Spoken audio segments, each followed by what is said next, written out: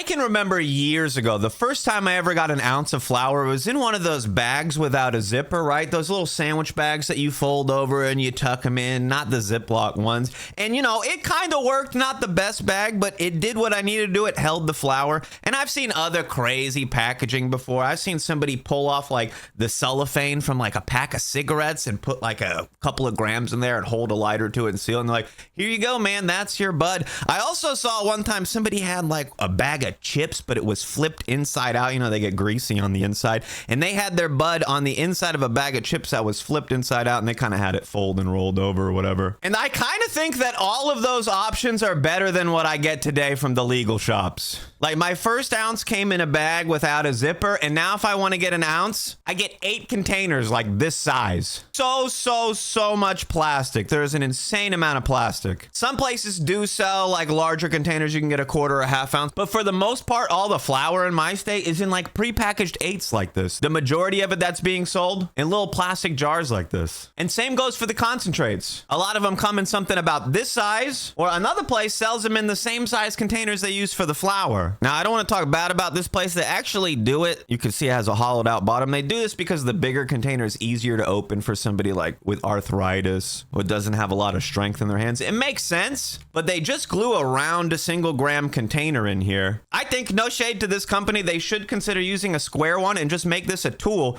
that you could put anything in and it just pops the top. But like this right here is for 1 gram of concentrate, and there's about as much plastic as there is oil there. There might even be more plastic. I'm not gonna melt it down and compare them side by side, but there's an insane amount of plastic. Now, every state's a little bit different with their rules and regulations, but a lot of places end up having pre-packaged, pre-sealed flour. And part of it is it's in a cheapo little plastic container that's not even good. It's not even giving you a great seal and keeping your bud super fresh. Sometimes due to production, you have something like this sitting on the shelf for 5 or 6 months before somebody buys it. It's not keeping it as fresh as it would if it were in like a glass jar or something nice. Years ago when I was in Colorado, some of the shops would have like big jars of flour, and they would scoop out your portion from that. You could get 1 gram or 10 grams or 14, whatever you were going to get.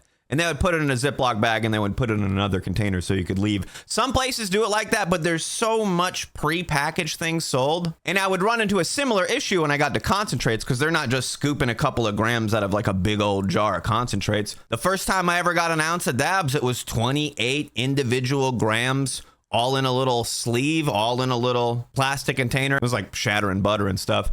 But it was 28 little plastic containers, each with a gram in it, like an insane amount of plastic for whatever concentrate I was getting. Now, I understand they have to have like child-proof stuff, and a lot of places have like boring white packaging that doesn't look crazy, doesn't look flashy and cool. But it really is, it's a ton of plastic. You just leaving with so much trash, so much recyclable plastic, they say. Some shops will have a bring your containers back, put them in this recycle bin. But I gotta tell you guys, not all those people are recycling. I can't speak for whichever place you might be thinking of, but I know from a few firsthand accounts that some places just take those big old containers filled with all the recyclable plastic and they just throw it away. They don't have the proper means to recycle it. The first time I ever found that out, I was a little pissed, but I wasn't shocked, because I used to work at a movie theater years before, and they had a big old Dasani bottle recycling bin. It was like, put all your bottles in here, recycle it. And they literally just threw it in the same dumpster as all the trash. They're like, we don't have a recycling guy that comes out here and picks it up.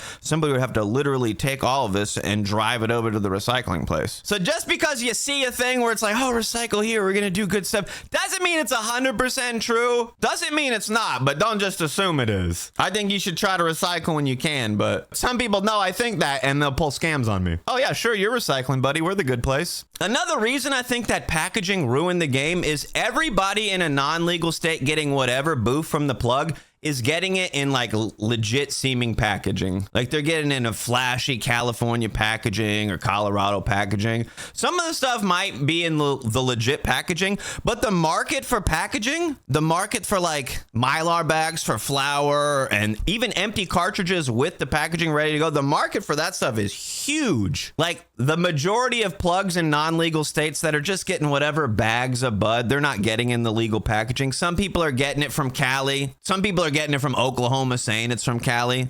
Some people are saying it's from Cali, but like they grow it in the other room and they just don't want you to find out. Well, most of those plugs literally just buy packaging. You can get it online. You can get it locally in head shops sometimes. And just whatever flour they have, they just start sticking it in Mylar bags. They start sticking it in containers that you would find online. It's really easy to just recreate packaging. But that's what like the consumer wants. They want to see the flashy Mylar. They want to see, oh, wow, it's so colorful and cool. Meanwhile, they're just hiding some mids on the inside and they have 20 different bags all with the same mids in it, and you think you're getting options. So I feel like legal shops are just giving you way too much plastic, way too many containers. They're not even like good quality containers to hold your flour. So unless you're getting it super fresh, it might have lost a bit of the quality just sitting on the shelves in that not so great sealing plastic container for months. Either way, come get high with me on Twitch. Link your Amazon Prime so I can go to the legal shops and get a ton more plastic containers. And if you haven't heard about the most expensive flour in the world, check out this video right here. Spoiler alert, it's vegan. Have a lit day, my dudes.